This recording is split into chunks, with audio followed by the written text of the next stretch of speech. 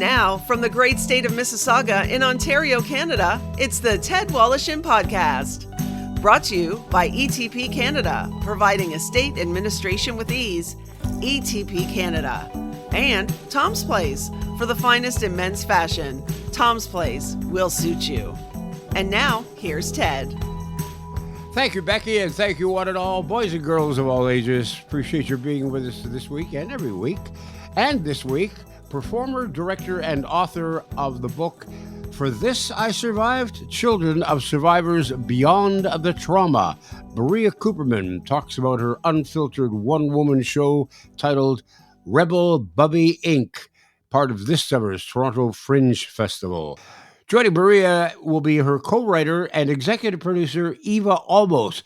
Now, here's a woman with a fascinating past as well. Emmy Nominee for writing on the iconic Duckman animated series. She's also worked on the hit animated shows Pinky and the Brain and Invader. Joining me now, Eva Almos and the star of Rebel Bubbie INC., Bruria Cooperman. Welcome. Rebel Bubbie INC.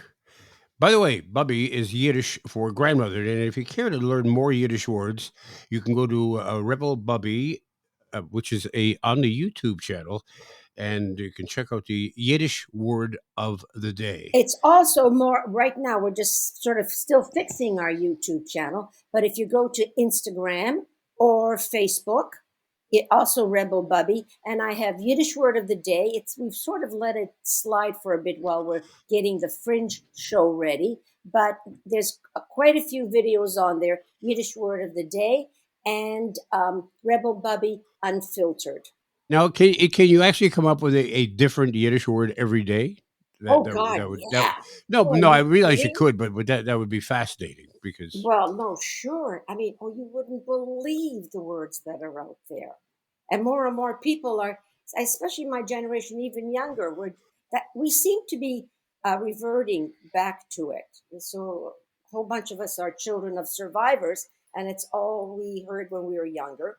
We didn't speak it. We didn't use it because, who wanted to talk that? But now we're all in our 60s and 70s, and half our sentences are, we call it Yidlish.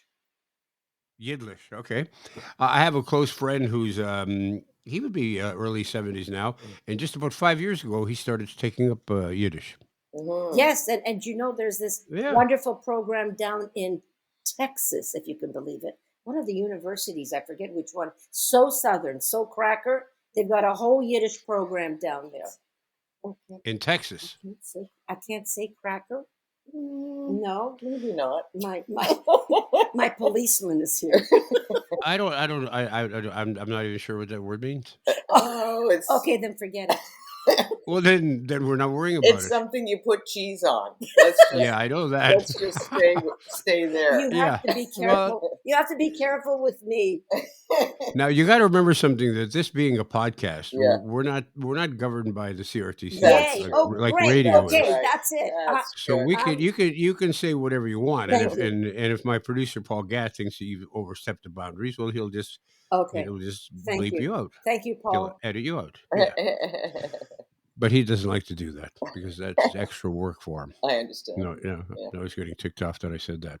Yeah. Anyway, is this the story of your life? Yes. Is this an autobiography? It is. All based on fact?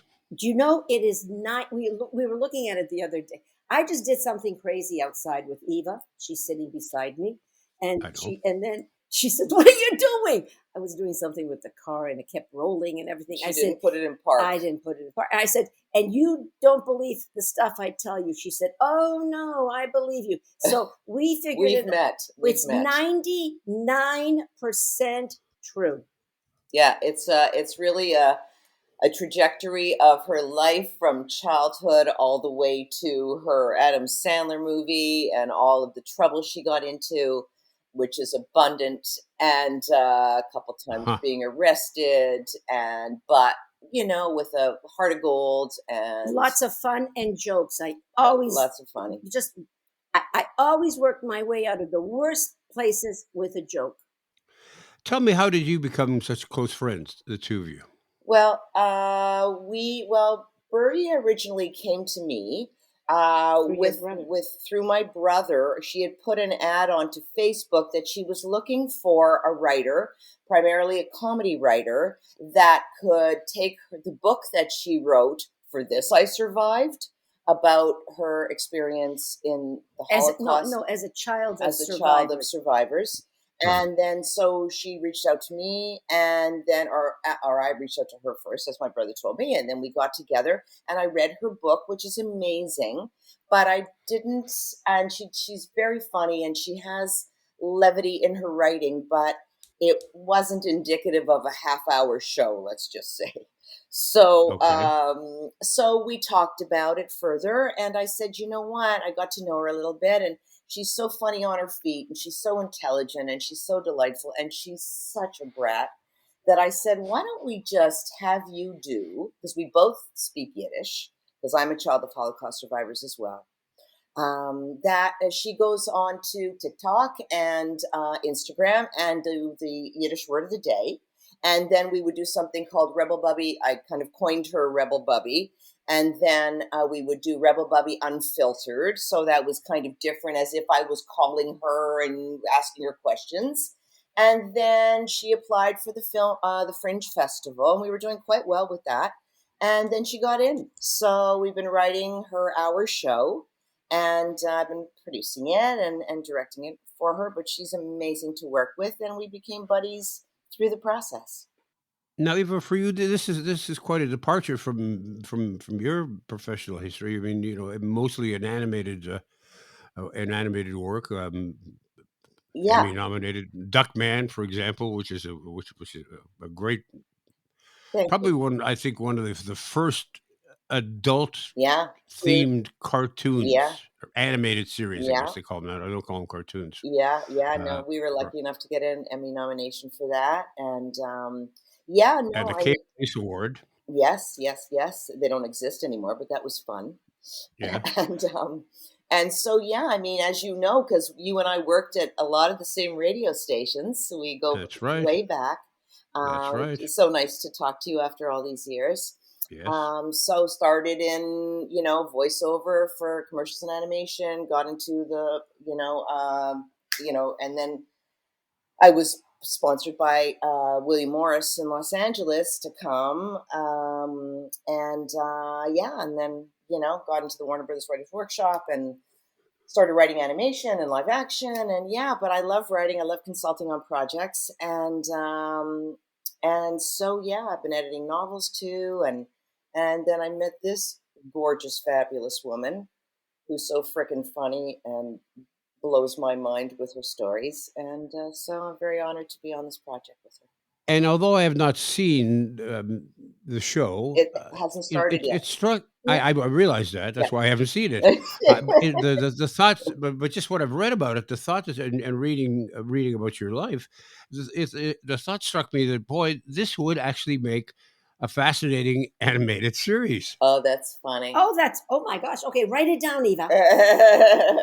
Don't you think so, Eva? Well, here's the thing. So we're thinking about who our audience is. And if we're skewing, we've got this older woman, a grandmother, a bubby. So if you're doing a bubby with the Jewish elements to it, then that's going to kind of skew pretty specific. But the thing Oh is, yeah. but these days it's video games. It's, there are definitely some very edgy animated series. And Well, look at Adult Swim. I mean, that's a whole yeah, channel, yeah, a whole yeah. network dedicated to adult animated For series. sure. So, you'd have to develop all the other characters lot and of work. certainly have some youth element in it. And Yep. who is she and where does she live and what is her world and how is that we going to do 100 episodes on that? And you know what I mean? So it's got a lot of, levels to it, but she absolutely, I mean, I could also do a live action half hour with her, because she'd be amazing and she's a very good actor. So that's a thought too. But I once pitched a really fun live action series with kind of at an old folks home, but it was really edgy and really fun, and nobody wanted to buy a show about old people. Yeah, Yeah. and I could.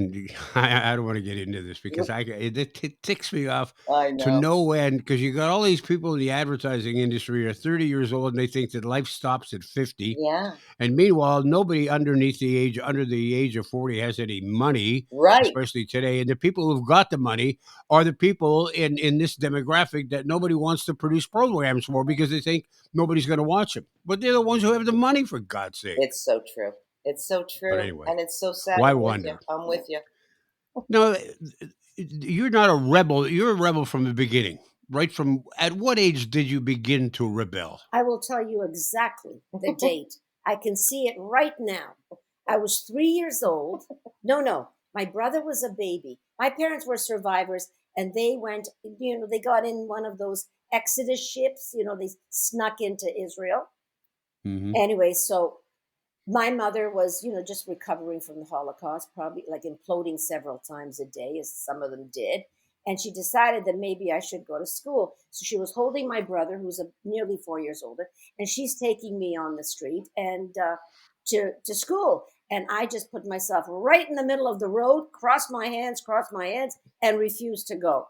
So all of a sudden, there's a truck filled with soldiers. It was wartime, and they jumped out of the truck and they said, "What is she doing? Blah, blah, blah." And my mother said, "I'm trying to take her to school and she won't go." And they said, "If you don't go to school, we're going to take you into the army." And I said, "Fine, take me. I am not going to school." I'd rather go to the army. So they picked me up and took me, still crossed, like, sort of like picked me up like a statue and took me to the school. But I ran away that day and went home. It reminds me so much of my daughter when she was that age. My grandmother one time she said to her, she said, because my daughter was acting up, she said, "You're just like Ted." And my daughter, who was like around 4 at the time, looked at my grandmother and said, "I'm not anything. That's right. I like her. I'd rather be nothing than Ted." That's right. So anyway, so that literally, that's how it started. And it's, by the way, that is my mother, even though she was suffering all those years, with her, the results of Auschwitz and the death march, but she still had a wonderful sense of humor. She would Yeah. make people laugh, and she was a rebel. She didn't care what she said, who Yeah. you were, what position you were. She said exactly what she said, and that's who I got it from. When you survive the kinds of things that the survivors did, you have to have a sense of humor That's somewhere right. down the line. Otherwise, you'll lose your mind, Yeah. which may be one of the reasons why there are so many. The comedy industry is so prevalent when it It's comes to true. Jews in the comedy industry. Yeah. Well, I was Number tired. number two, you Yeah, got to have a I don't give a damn attitude, that's right. and you know Yeah. My mother used to say, "What are they going to do to me that's worse than what they already did to me?" Yeah. exactly. But that's why there are a whole bunch of children of survivors who take their relationship and it's like a pathology. They just cannot move forward. But my book is about all these survivor kids. And we don't make fun of the Holocaust. We No, just talk about how, and their parents also were funny and they became funny. And it was Some of them. just, something, yeah. You know what? I was in shul for a kiddush. I'm going to tell you a quick story. It's not in the book. And I'm talking to a survivor who, by the way, was in a 4x4 box hiding for 4 years. mm, And his name was Jack. And we're standing at the kiddush, you have afterwards. And he introduced me to his friend who was standing beside me. And Jack was a kibitzer, lovely, lovely man. And we're waiting for the food. And the guy beside him, I don't know how people are going to react to this, says to him, "What's going on? The line in the camps were faster than this." That's that's funny. Yeah, but no, it is. But you know what? It's like you can say it if you experienced it, but if I'd said that line, No, you can't. But he I'd said be it. He said it. And I said to Jack, "Did he just say what I just thought he said?" He goes, "Yeah, he's a kibitzer." that means a joker. Eva's a yes, little I know that. uncomfortable with it, Yeah, I don't like but that yeah, line. she's the second child of survivors. The first children laugh more. I'm just kidding. What kind of a student were you eventually? Me? Yeah. Okay, I was just telling somebody that I had a photographic mind. I never studied. I didn't know what studying was until university. Then I flip flopped in university. I barely got through grade 13. Got into an American university because my father, worked extra and got me in. And I went to New York. And from then on, it was just party time, have a fun, and just I always was going by the seat of my pants, just having fun. But I did eventually get a PhD In. in education and racial studies, but I'm not sure I would call it that right now. And that I did my thesis, and the book I wrote 16 years later came out of that thesis. And the idea of performing improv in New York City, how did that come about? And I and don't what know. was We that? always Do were. you remember the first experience? Yes. No, I'm trying to remember. The Village Gate had full. I'm trying to remember where. You're asking me something that, oh my God, it was the 60s, Ted. Yeah. Yeah, I was crazy. I'm trying Yeah, to I know. remember. I know. Nobody should be, You shouldn't condemned ask. for You not No, shouldn't remembering the ask us '60s. stuff like that. But what's that old line? If you remember the '60s, you weren't there. Yeah, that's exactly. right. There's a line. That's There's right. a line in my thing. I I was said I young was in Woodstock, and I said, but don't ask. As in no, and I wasn't running around naked. And who can remember with all that with pot. all that pot? I wasn't a pothead, but I did a couple of things and whatever. Who didn't No, in the you're 60s? I was just a couple years old. And we smoked. That was so cool. Jeez. Oh, yeah. I miss smoking. Did your children have any idea what kind of a person you were growing up? Yes, but those are not my biological children. I adore them. I Okay. love them. I think of them as my children. But I didn't get married until I was 46. Okay. I put an ad in the Globe and Mail, and Dr. Earl Martin Cooperman answered. And 2 months later, Doctor yet?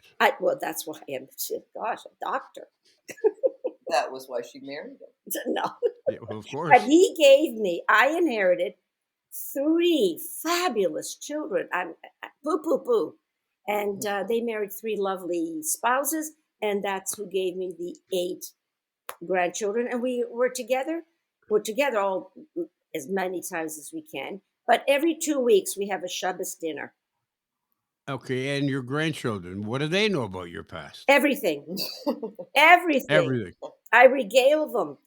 And Now that must drive their parents crazy, right? Like, yes, oh, yes. don't tell them that. Don't tell them No, that. Oh, you know don't. what, Oh, Ted? God. They've stopped.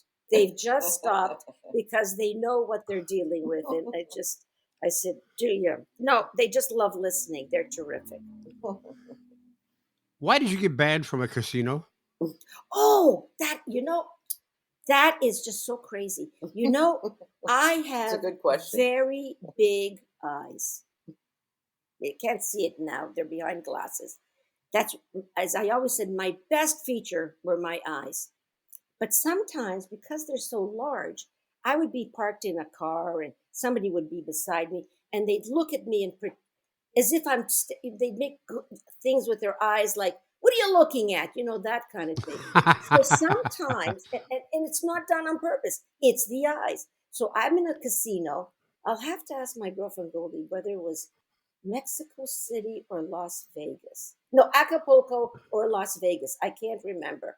Uh-huh. Anyways, all of a sudden, the croupier says to me, I'm going to have to ask you to leave.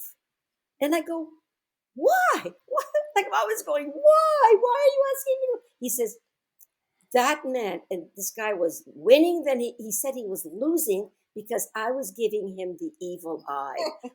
Oh, really? Yeah, they escorted me out of the casino. I thought you were going to tell me that they thought maybe you were counting cards. No, that was my father. May he rest in peace. My father had a head for counting and everything. He was never allowed to be in any card, Kurtenspieler. He was never allowed to be in any card game in wherever he was in Hamilton. My father was one of the people who took care of Schindler's horses. Really? Yeah. Wow. He was 6'1". There were 2 tall Jews in Israel. My father was one of them. Just two. Just That's two. it. Just two. Him and his friend Yeah. Shimmick. I'm telling you, the two of them would walk down the street, and people would just part because they were so big. Because Jews were kind of small in those days. They're getting Well, bigger.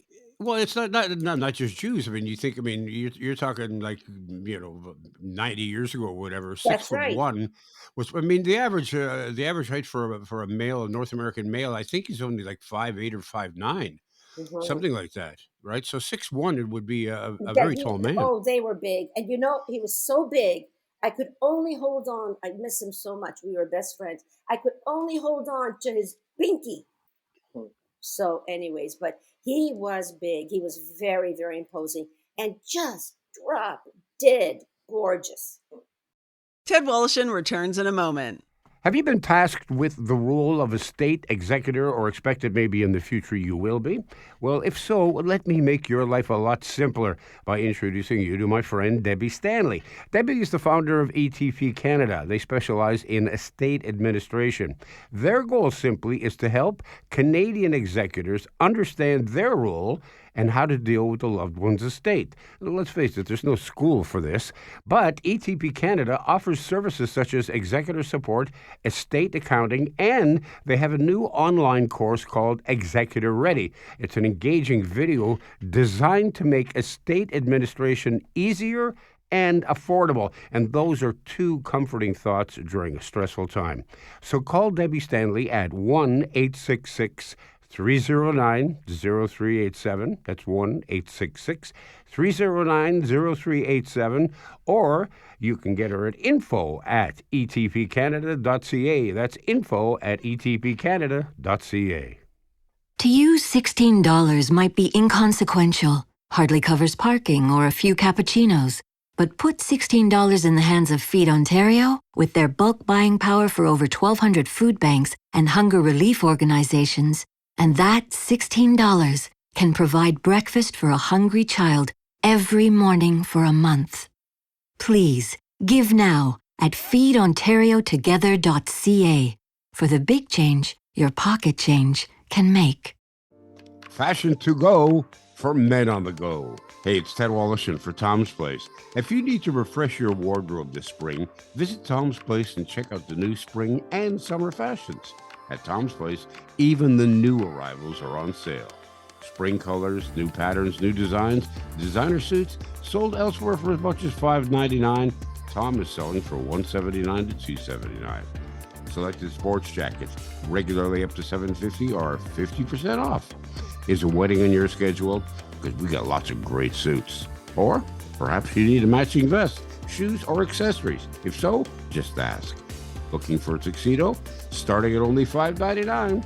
Upstairs, designer suits for $100 off. Buy two, get $125 off. Buy three, get $150 off.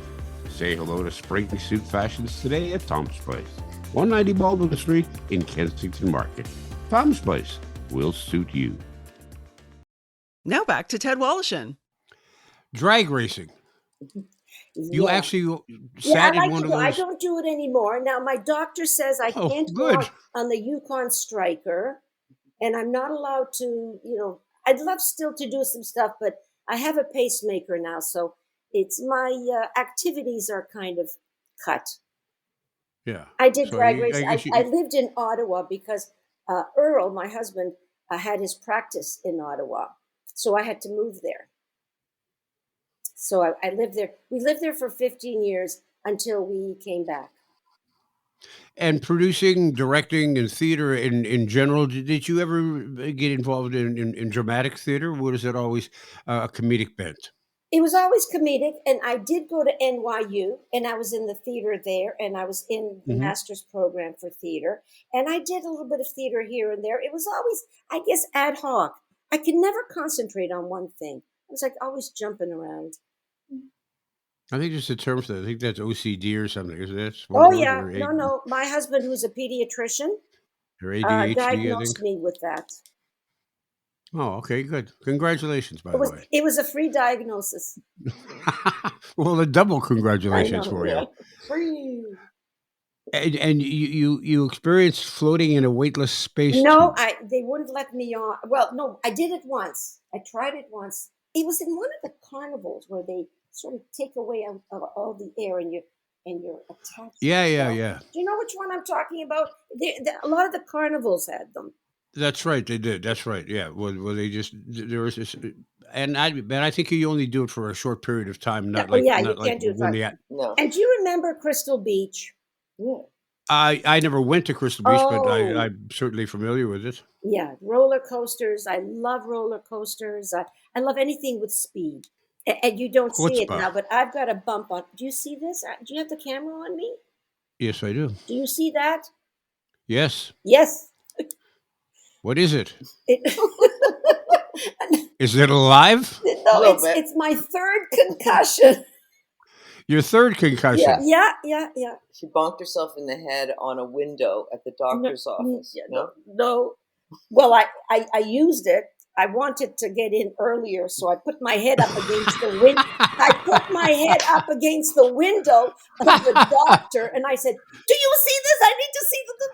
I gotta go in now." She said, "Okay, okay." It was so. It looked beautiful today. It was so gross, but anyways, She wouldn't put ice on it. I told you to put I ice said, "No, on no, I'm going to use this. It's really it's." People have not refused. They never do, but in the past week, whenever I've asked for something, people just sort of, okay, okay, okay. They've given me just looking at this on my head. It's great. It's a good gig. It's a great gig.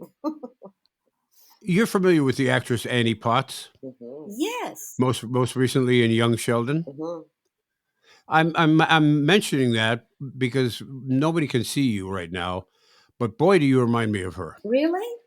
Yep. Okay. That's sweet. That's very nice. Thank you. Yeah.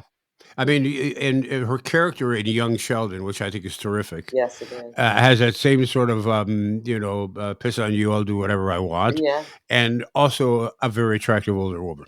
Thank you. Mm-hmm. Thank you. That's very yeah. Thank you very much. It's I always says when I was filling out the application form for the Adam Sandler movie, I said I used to be beautiful, not so much today, but I'm still a cute bubby. What was that? What was the film, first of all? And Do you tell us remember about the that. film "You Are So Not Invited to My Bat Mitzvah"? Yes, I've never saw it, but I do recall the film. It's Yes. okay because I'm only in it for a few seconds. Otherwise it's a no. It you know what? It's a lovely film. Even the teenager down the hall from me, who's not Jewish, she appreciated it. She said, and she's Yeah. very bright. She said it's a great coming of age movie. It's really fabulous, and it's something that adults and their children can sit down. It's Hmm. adorable, and Adam Sandler is just the nicest guy. Unbelievable. Sweetie. So sweet. He took my book because I told him he should make it into a movie. And then he said, Holocaust humor. He wasn't sure if I was kidding him. But anyway, I haven't heard from him, which would be nice, but it's dangerous. I think Holocaust and humor is probably going to be dealt with in the next generation, not this generation. No. Well, it's kind of, and I'm not drawing a comparison saying that they're the same thing, but it's like 9/11 humor. Yes, Right. yeah, and it's You know, difficult. it's like I don't think it's ever funny. No, see, Eva doesn't appreciate it. I think it's just hilarious. But uh, wait a second. You see, do you know the joke Sean Ferguson? I just forgot what I was going to say about the humor. But no, it's some people just think it's. I have some friends who I just can't even talk about it. I didn't even interview them for the book. There's a few of them who just will not. They don't think it's funny. Then there's a yeah. whole bunch of people who we just crack up like crazy. Yeah, well, I guess it depends on your proximity to an historic event, That's whether you right. find humor in it or not. It's like there's no way that anybody would ever find humor in 9/11 if you lost a family member or Yeah, friend That's like right. too soon. I on know. that day. I know. It's hard, but look at all these comedians or people who have talked. I don't know. Can you imagine being a member of the Kennedy family and throughout your life, Right. listening to JFK and Bobby Kennedy Yeah. assassination jokes? Yeah. No, it's awful. It's awful.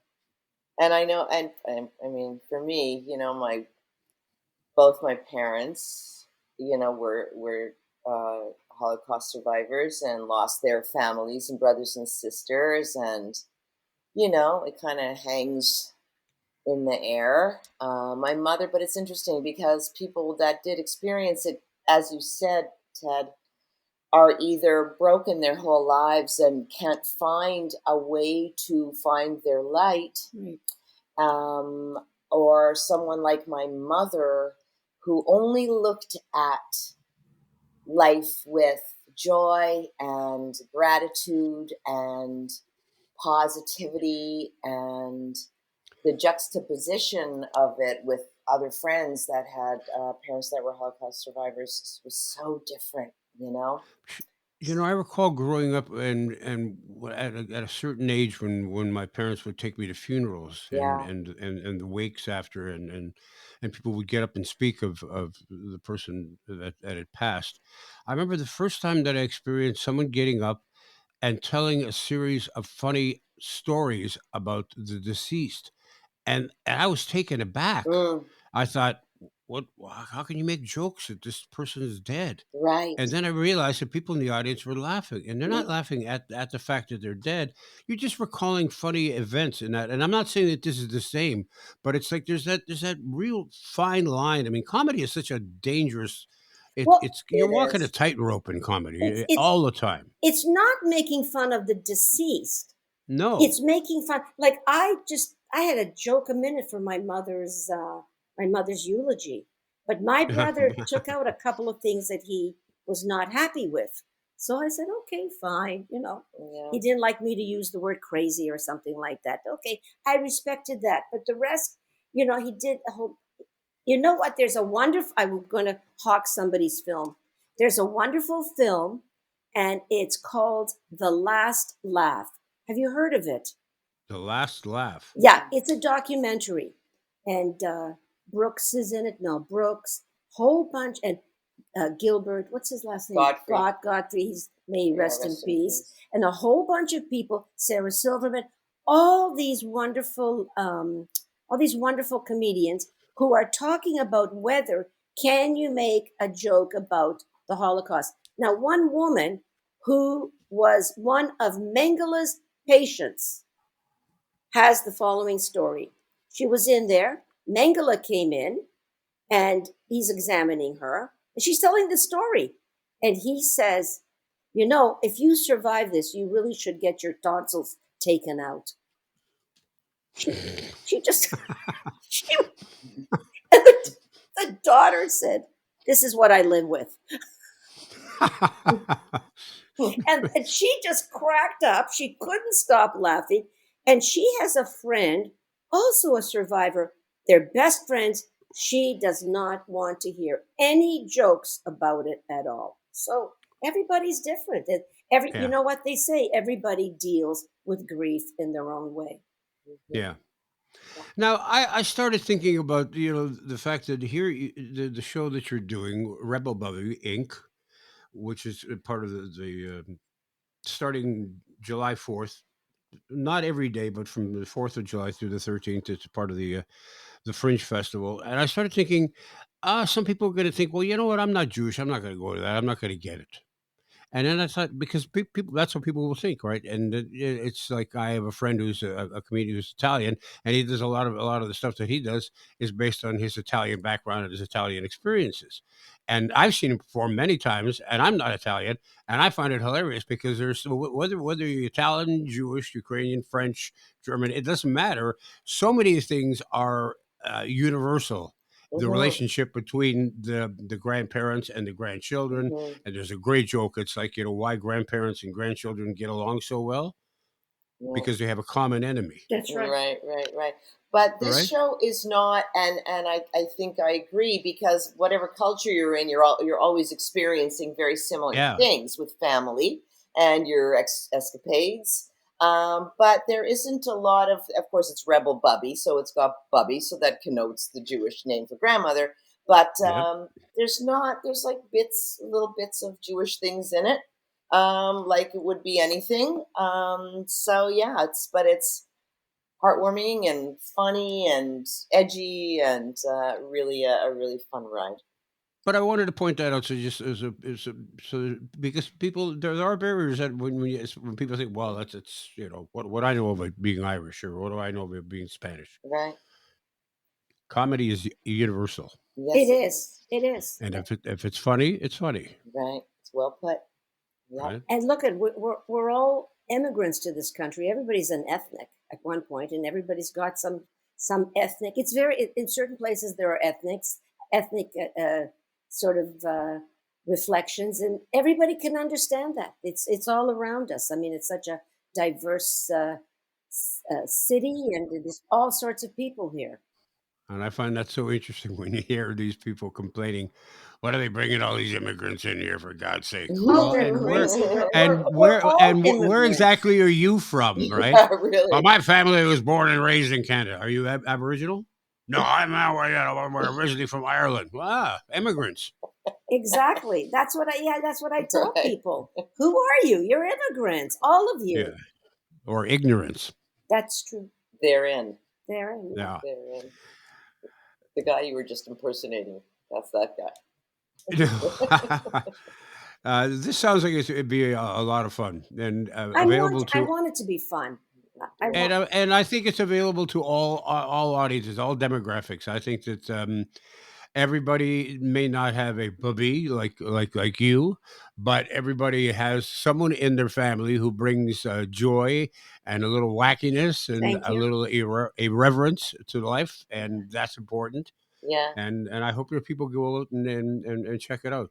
I certainly have had an enjoyable time chatting with the both of you, and I'm sure that if this is any kind of a sampling, it'd be a great show. Oh, Thank you. thank you I so appreciate much, Ted. that. Thank That's you so nice. much. Come see it. Come see it. You know what? I'm going to make an effort to do that because Right. I would, I enjoy comedy Well, we'd love to because see my life's been a joke. it. I, Whose isn't? whose isn't, for God's sake? Yes, If you Whose can't isn't? laugh about it, we're all going. Right. We're all going to the same place. yeah. Have you ever met anybody like that in your life who just is just devoid of a sense of humor? I'm not saying that you Yes. have to Yes. be funny, but who just doesn't find anything funny? Right. Doesn't Doesn't get the joke. They just don't get They it. Yeah, they don't Stop it. think that way, and they're serious people, so I know. they don't go to that place. Like for those of us that have worked in comedy or entertainers, whatever, we kind of find the levity, whether organically or we look for it. But Yeah. there's definitely people that just don't have it. But lately, comedy is a little harder to write nowadays. With all the wokeness. With all the wokeness. I watch All in the Family occasionally, and I think to Yeah. myself, does stop. No, it ain't Can you gonna happen. imagine No. those shows making it today? I know. Like Archie Bunker, what he used to say. Right. No, no. And yet That's- it was funny and indicative of who he was, and we could accept that. Nobody took it personally. It was just kind of who he It was. was a different time. well, I love Don Rickles, and I was Yeah. fortunate to have met him and interviewed him on a number of occasions. And he was the kindest man. He was just Kindest. such a nice guy. And Yes. then by the same token, I met, America's dad, Bill Cosby, and I thought, what a jerk. And that was before the whole Mhm. background of Bill Cosby came out. And Rickles, I mean, a lot of people would just get up and at times, and they would just leave. They were just like, they were so insulted because they didn't get it. Right. They didn't get the fact that he wasn't being insulting. He was just laughing. He was laughing at himself. We're all laughing at each other. Right? We all laugh. It's like, laugh, fool, laugh. Yeah. Well, when I was single, we used to go to Gross Singers in the Concord for singles weekends. And one time, I believe it was the Concord, not Gross Singers, the Concord, Jackie Mason was the headliner. Oh yeah. Oh my gosh! And people were so afraid of leaving because if you even tried to leave, oh my God, he would just get you. And we would just be sitting there. But he was funny. But a lot of times he made fun of us, and that was lots of fun. Well, and Rickles in Vegas, I mean, people like slipping $500, $600 to the maitre d' to get a front row table Yeah. because they wanted to get as close as possible to Rickles Yeah. I so didn't that they know can that. go home and say, he insulted me. Yeah. He insulted my I wife. didn't It was know great. that. Do you know, I saw him once, I think it was in Vegas, and I was with my boyfriend, and we were sitting like third row back, and he was wearing like a red shirt or something quite bright. And Rickles picked on him from minute one. And he didn't know what to do with it. I mean, he had a great sense of humor, but he was like, okay. And he actually said, like, okay, Don, I'm good. I'm just going to go crawl under something. I think I just have to go Yeah. crawl somewhere. And then, of course, he said that. So Rickles was unrelenting. It was so funny.